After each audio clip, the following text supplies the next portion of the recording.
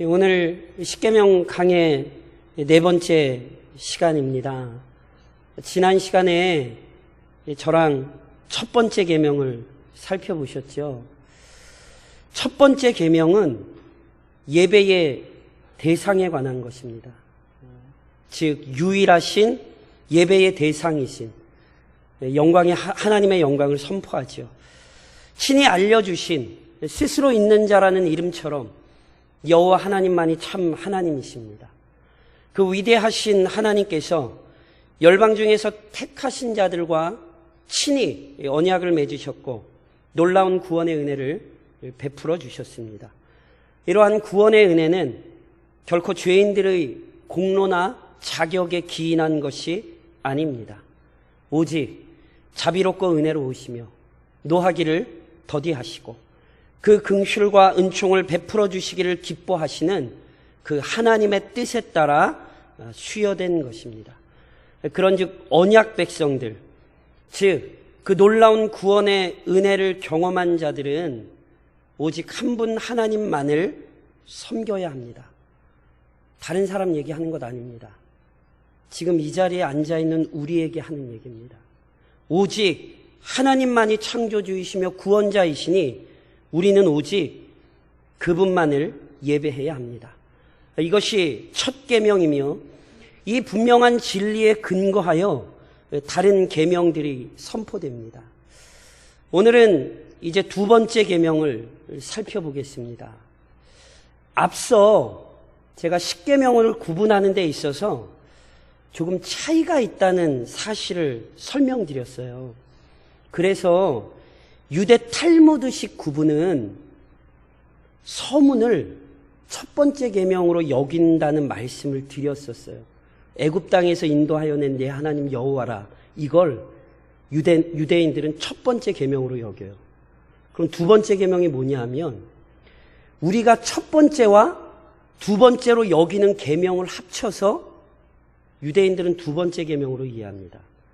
그런데 이처럼 첫 번째와 두 번째 계명을 하나로 합쳐서 이해하는 경우가 또 있는데 대표적으로 성 어거스틴, 로마 카톨릭, 그리고 루터의 신학을 따르는 루터파의 경우입니다. 여기에는 나름대로 이유가 있습니다. 그래서 조금만 제가 좀 설명을 덧붙이면 어거스틴이나 루터는 히브리어 본문에 따라서 실은 그런 구분을 좀 해요. 그러니까 첫 번째 계명과 두 번째 계명을 합치는 이유는 문법적인 이유거든요. 그런데 카톨릭은 달라요.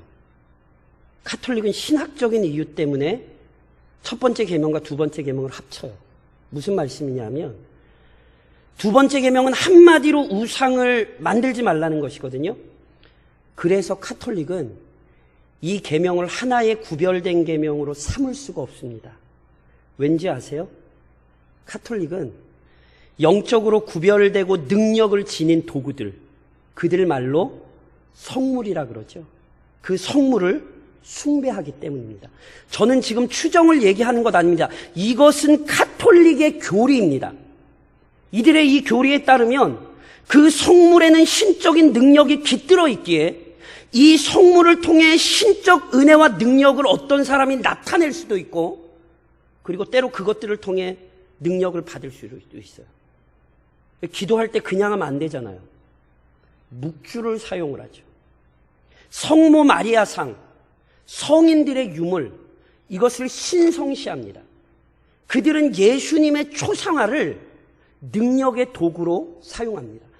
저는 다시 한번 말씀하면 제 추정을 말씀드리는 거 아니에요. 이건 캐톨릭의 교리예요. 확인하고 싶으시면 얼마든지 가서 확인하세요. 이러한 행위는 정확히 우상숭배입니다. 그렇게 카톨릭은 두 번째 계명을 구별하지 않고요. 첫 번째 계명이 은근슬쩍 포함시켜요. 그런데 보세요. 첫 번째 계명이 은근슬쩍 포함시킨다고 해서 둘째 계명이 사라지지 않아요. 첫 번째 계명은 유일한 예배의 대상이요 참으로 위대하신 하나님의 영광을 선포하죠. 그렇다면 그 하나님을 어떻게 섬겨야 합니까? 그분의 영광에 부합한 방식으로 섬겨야 합니다. 그러나 어리석은 죄인들은 자기 마음대로 하나님을 섬기려 합니다. 마치 캐톨릭의 형태와 같습니다. 그래서 오히려 캐톨릭의 죄악은요, 둘째 계명이 왜 필요하고 얼마나 중요한지를 우리에게 입증해요. 이런 의미에서 저랑 오늘 두 번째 계명을 살펴보셔야 돼요. 두 번째 계명은 하나님을 바르게 섬기는 방법. 속으로 좀 한번 따라 하시겠어요? 속으로. 예배의 방법. 예배의 방법. 둘째 계명은 예배의 방법에 관한 것입니다. 사랑하는 성도 여러분, 예배의 방법은요, 참된 신앙의 표현입니다. 그래서 예배의 방법이 중요합니다. 반대로 설명하자면 자의적인 방법 또는 자중심적인 방법으로는 하나님을 예배할 수 없어요. 오늘 저랑 읽으신 이 두 번째 계명은요, 설명이 좀 길긴 하지만 실은 중요한 동사가 3개예요. 우상을 만들지 말고, 절하지 말고, 섬기지 말라는 명령이에요. 우상을 경계하는 이유는 지난 시간에 설명했듯이 인간이 우상을 만들기 때문입니다. 본래 인간은 하나님의 형상을 따라 창조되었으나, 즉 하나님을 사모하고 사랑하는 존재였지만 죄의 영향으로 하나님 아닌 것을 마치 하나님인 것처럼 의지하게 됐습니다. 그래서 종교개혁자 요한 칼빈이, 우리 요한 칼빈 선생님이 인간에 대해 이런 말씀을 남기셨어요. 우리의 지성은 우상을 만들어내는 공장이다. 이게 죄의 영향이에요. 우상이 실제로 있는 게 아니라니까요. 지난 시간에 설명드렸던 것처럼 인간이 그 우상을 만들어내는 거예요. 그리고 그 모든 우상을 만드는 분명한 목적이 있어요. 오늘 본문에서 우상을 뭐라고 표현했는지 아세요? 너를 위하여 새긴 우상. 너를 위하여 새긴 우상. 인간이 열심히 우상을 만들어내는 이유는 결국 하나님이 아닌 자기 자신을 위해서입니다. 그러니까 이것이 우상 숭배의 본질이요, 죄의 궁극적인 특징입니다. 이것을 제가 이렇게 설명드릴 수 있어요. 고대 사람들의 관점에서요, 신은, 어떤 신적인 존재는요, 반드시 어떤 형상 또는 모양을 가지고 나타납니다.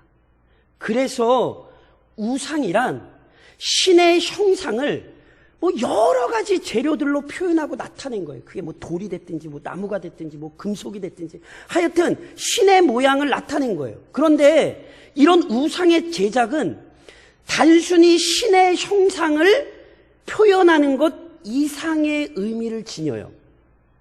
신의 형상, 즉, 우상은요, 그 신을 불러오고 그 신의 능력을 담아내는 도구요, 방편입니다.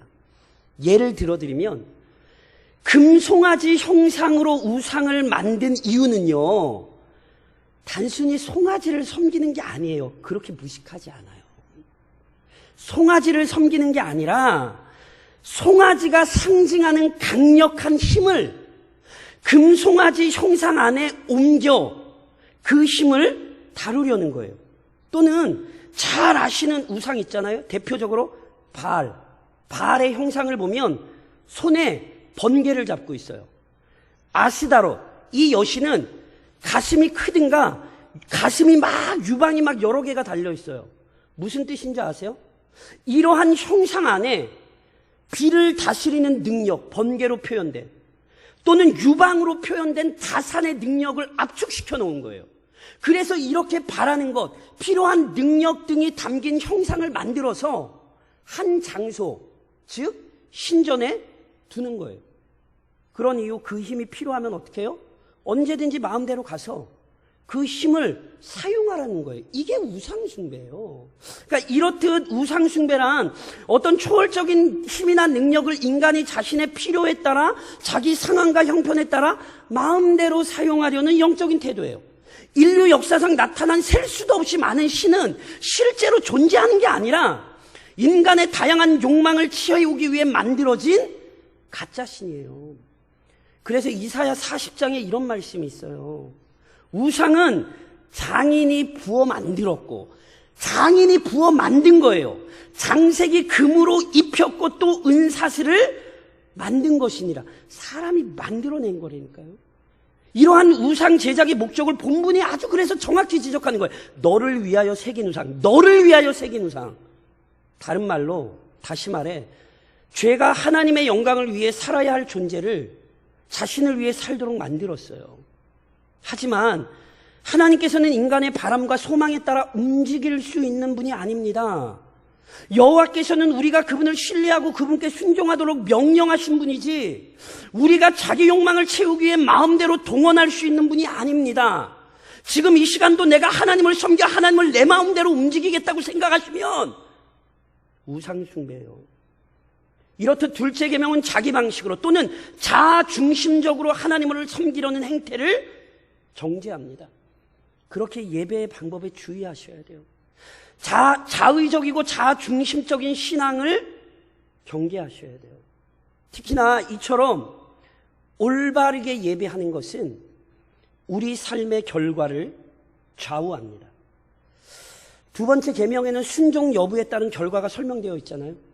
나의 하나님 여호와는 질투하는 하나님인즉 나를 미워하는 자의 죄를 갚되 아버지로부터 아들에게로 3, 4대까지 이르게 하거니와 나를 사랑하고 내 계명을 지키는 자에게는 1000대까지 은혜를 베푸느니라. 우선 여기서 주목하셔야 될 표현이 질투하는 하나님, 질투하는 하나님. 우리는 질투란 표현을 이렇게 부정적으로 여길 수 있는데 시기 이런 것처럼, 근데 하나님의 질투는 그런 것이 아닙니다. 거룩하고 순결하신 하나님께서 어찌 악한 마음이나 부정한 뜻을 품으시겠습니까? 그러니까 여기 질투라는 표현은요, 신실한 사랑에 근거한 열심을 나타냅니다. 그러니까 이것을 남편이 아내와의 사랑을 지켜내기 위해 품는 열정에 비유할 수 있습니다. 정상적인 부부관계에서 아내를 사랑하고 그 관계를 소중히 여기는 남편은 아내가 다른 사람과 부정한 관계를 맺는 것을 용납할 수 없습니다. 남편에게 사랑을 찾는 아내의 행위는 분명히 악한 것이고요, 부당한 행동이고요. 그래서 그것을 금해야 돼요. 제가 이제 간음하지 말라 해서 설교할 때도 언급하겠습니다만, 부부의 세계? 저는 한 번도 그 드라마를 본 적이 없어요. 그런데 그 드라마의 대사가 한국 사회에 히트를 치고 있어요. 부정한 사랑을 해놓고는 사랑하는 게 죄는 아니잖아? 이런 간통죄가 죄가 안 되는 현실 속에 오늘 우리가 살고 있다는 사실을 절대로 잊으시면 안 돼요. 그런 드라마를 좋아하시면 안 돼요. 근데 이게 한국 사회의 모습이라니까요. 그러니까 정상적인 남편은 아내가 다른 것에 마음을 빼앗기는 걸 용납할 수 없어요. 그것처럼 자기 백성과의 사랑의 관계를 지키시는 하나님의 열정이 오늘 본문의 두 모습으로 선포되죠. 우선 하나님께서는 하나님을 미워하는 자의 죄를 갚으십니다. 표현에 주목하셔야 돼요. 우상숭배는 단순히 애정이 식은 정도가 아니라 하나님을 적극적으로 미워하는 거예요. 그 결과 하나님의 진노가 3, 4대까지 이르게 되죠. 그러니까 이 구절을 오해해서 가계에 흐르는 저주론과 같은 사악한 논리를 펴는 자들이 있어요. 그 책 우리나라에서 되게 많이 팔렸거든요. 가계에 흐르는 저주론이라는. 악한 가르침에 현혹되지 않도록 주의하십시오. 각 사람은 각 사람의 죄로 인해 심판받습니다. 부모의 죄 때문에 또는 다른 사람의 죄 때문에 내가 심판받는 일은 없습니다. 그렇다면 이 구절이 어떤 의미일까요? 이 구절은 죄의 강력한 영향력을 나타냅니다. 고대 사회에서 3, 4대란 함께 거주하며 생활하는 한 가정이에요. 그러니까 3, 4대를 요즘식으로 생각하면 안 돼요. 우리 교회도 3대가 함께 사시는 집이 있죠. 그 원래 그게 정상적인 삶의 모습이었어요. 그래서 어른들의 죄악을 자녀들이 보면서 자라면서 그대로 따라하게 됩니다. 예를 하나 들까요? 야곱의 아내 라헬이 아버지 집을 떠나면서 드라빔 하나 훔쳐요. 드라빔 하나. 그런데 10년 뒤에 어떻게 되는 줄 아세요? 야곱의 집에 우상들이 가득했어요. 이처럼 우상을 간직하고 섬기던 한 사람의 죄가 온 가족을 타락시켜요. 그래서 무엇보다 그 죄악에서 벗어나지 못할 때 한 사람이 아니라 그들 모두가 공의로운 하나님의 심판을 피할 수 없는 거예요. 반면 하나님을 사랑하고 그 계명을 지키는 자의 가정에는 복이 임합니다. 그것도 1000대까지 임합니다. 물론 이 원리 역시 혼동하지 마십시오. 각 사람이 각자의 죄로 심판받는 것처럼 각 사람은 각자의 믿음으로 구원을 얻어요. 그런데 죄가 영향을 미치듯이 진실한 신앙 역시 영향력을 행사합니다. 그래서 아세요? 야곱이요, 하나님의 뜻에 순종하고자 하는 마음을 먹고 자녀들에게 어떤 명령을 내리냐면 우상을 버려 명령 내려요. 그랬더니 불과 얼마 전에 그 자녀들이 사람을 죽이고 와서도 아버지에게 큰 소리 쳤던 자녀들이거든요. 근데 그 자녀들이요, 야곱의 말에 묵묵히 순종해요. 그래서 야곱과 그의 가족 모두가 베델로 올라가 하나님 앞에 제단을 쌓을 수 있었어요. 그러니까 이렇듯 한 사람의 온전한 예배가 얼마나 중요하며 능력 있는 일인지를 명심하셔야 돼요. 오늘 온전한 예배를 드리는 것이 내일 나와 나의 가정을 결정짓는다는 사실을 명확히 이해하셔야 돼요. 그래서 보세요. 성경이 명령하는 대로 올바르게 예배를 하셔야 되는데 올바르게 예배하는 방법을 성경이 명확하게 제시합니다. 율법은 죄에 대한 심판을 선언할 뿐 아니라 하나님 보시기에 합당한 의를 요구하죠. 그런즉 잘못된 예배의 방법을 버려야 할 뿐 아니라 올바른 방법으로 예배하셔야 돼요. 이와 관련해 그리스도께서 친히 알려주신 말씀이 굉장히 중요하죠. 저희가 약간 저희 입구를 변동시키면서 제가 들어오는 입구에 그래서 이 말씀을 현수막을 걸어놨죠. 요한복음 4장 24절 말씀 굉장히 익숙하게 아시죠. 하나님은 영이시니 예배하는 자가 영과 진리로 예배할지니라. 하나님께서는 거룩한 영이세요. 그러니까 유일한 창조주요 마땅히 찬양 받으실 분입니다. 그런데 그런즉 자의적 또는 자중심적인 방법이 아닌 그분의 존엄에 합당한 방법으로 예배하셔야 되거든요. 그것을 그리스도께서 영과 진리라고 표현하신 거예요.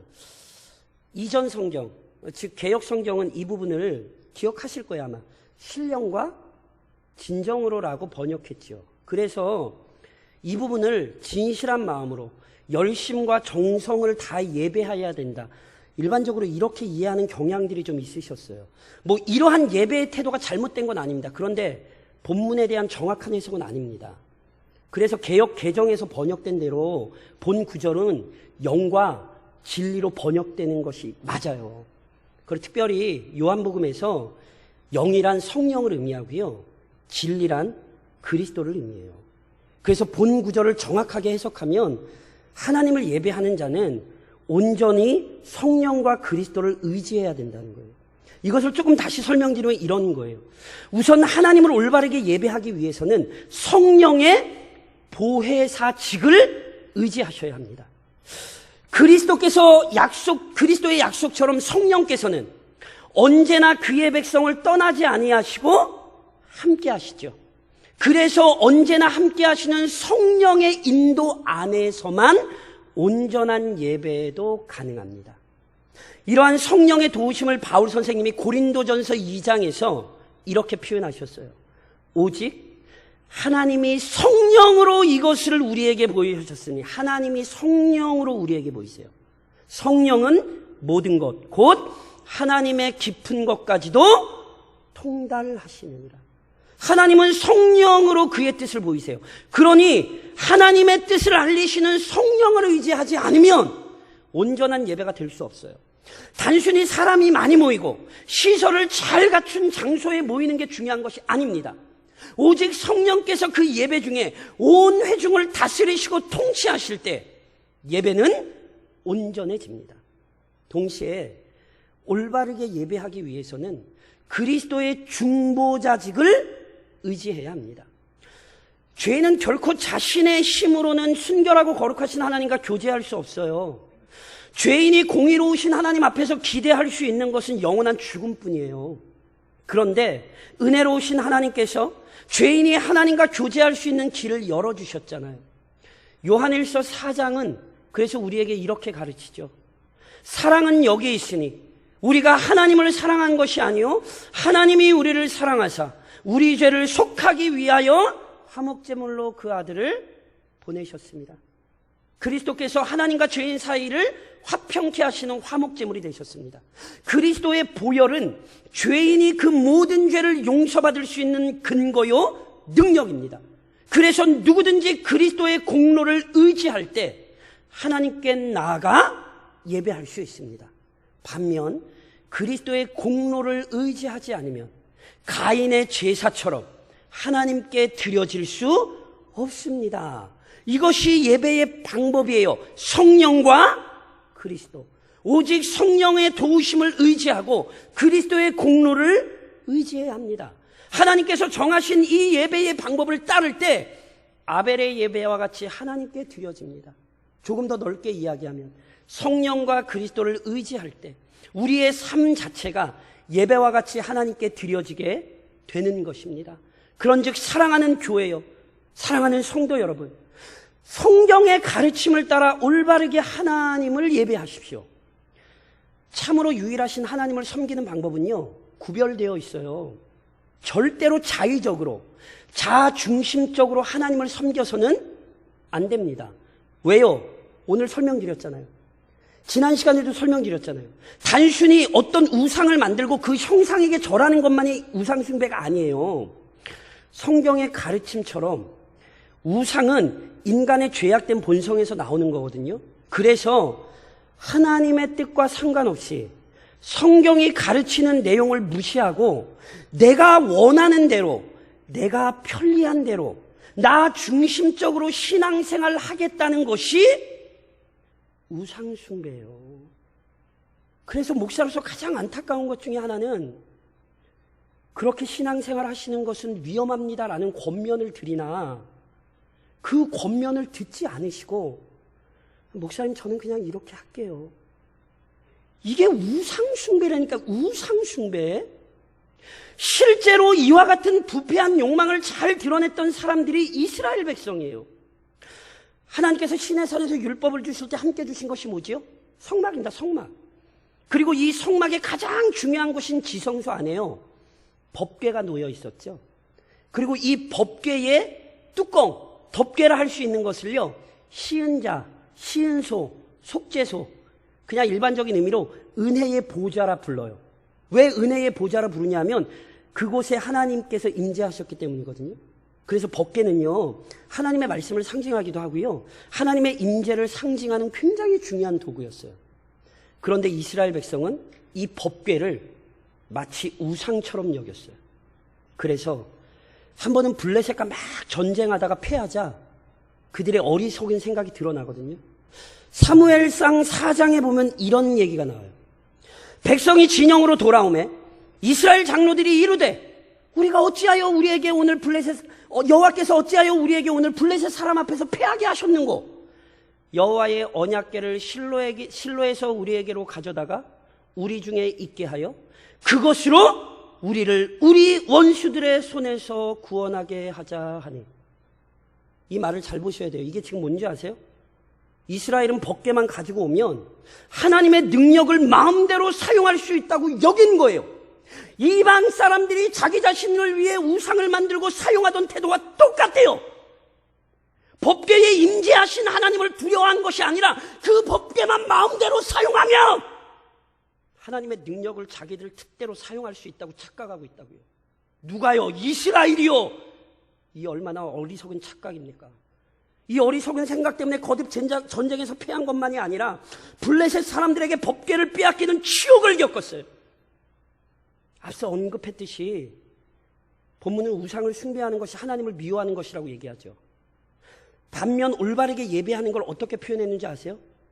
나를 사랑하고 내 계명을 지키는 자에게는. 올바르게 예배하는 것은요, 하나님을 사랑하는 것이고 그것은 그분의 말씀을 지키고 그대로 따르는 거예요. 그런즉 자기 생각대로 신앙생활하지 마십시오. 자기 방식으로 신앙생활하지 마십시오. 그것은 우상숭배입니다. 거룩하신 하나님을 섬긴다고 얘기하면서 우상을 만들어 섬기는 거예요. 그래서 우상숭배는 오늘도 교회 안에서 일어나는 거예요. 말씀과는 다른 신앙생활, 말씀과는 다른 모습, 우상숭배입니다. 그래서 끊임없이 자신의 삶을 말씀에 비교하여 잘못된 생각과 태도를 바르게 수정하십시오. 오직 사랑과 순종으로 유일하신 하나님을 기쁘게 하는 온전한 예배를 드리십시오. 그러면서 그렇게 온전한 예배자가 되어 자기 주변으로 큰 은혜가 흘러 넘치게 하십시오. 우상숭배자만이 아니라 그 악행에 동참하는 가정과 공동체가 3, 4대에 걸쳐 심판받습니다. 3, 4대란 그 대가 그친다는 얘기예요. 반면 신실하게 하나님을 섬기는 자와 그 거룩한 예배에 동참한 가정과 공동체는 1000대에 이르기까지 복을 받습니다. 그러니까 이 비교에 주의하셔야 돼요. 저주는 3, 4대인데 복은 1000대다. 무슨 말씀인지를 이해하셔야 돼요. 하나님께서는 심판이 아니라 복 내려주기를 원하시고 기뻐하신다는 거예요. 출애굽기 34장이 그 하나님을 어떻게 가르칩니까? 여호와께서 그의 앞으로 지나시며 선포하시되 여호와라 여호와라 자비롭고 은혜롭고 노하기를 더디하고 인자와 진실이 많은 하나님이라.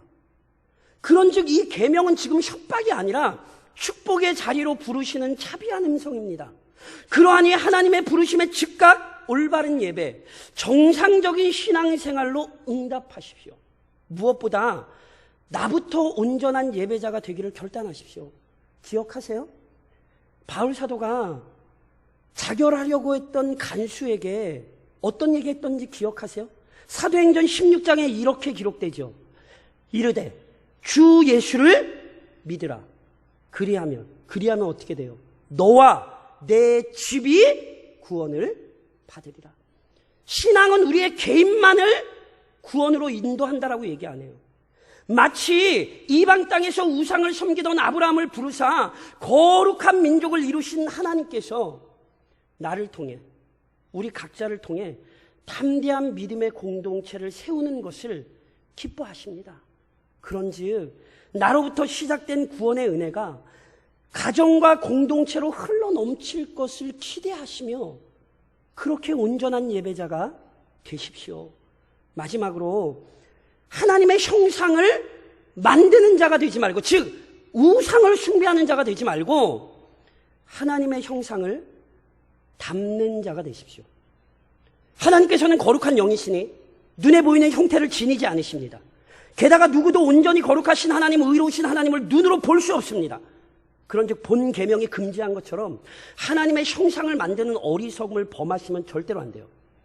그런데 신비롭게도 하나님께서 우리가 하나님을 직접 볼 수는 없지만 하나님을 이해하고 알 수 있는 방편을 우리 자신 안에 허락하셨어요. 그것이 바로 인간을 하나님의 형상을 따라 창조하신 거예요. 눈이 말씀드린 것처럼 하나님의 형상을 따라 창조했다는 건 인간 육체의 모양이 하나님을 닮았다는 의미가 아니에요. 인간이 하나님의 형상으로 창조되었다는 것은 하나님의 본성, 하나님의 성품을 닮은 존재로 창조되었다는 의미예요. 그러니까 인간이 하나님을 대신하여 만물을 다스릴 수 있는 이유는 이처럼 인간이 하나님을 닮은 권위와 능력을 지닌 존재였기 때문이에요.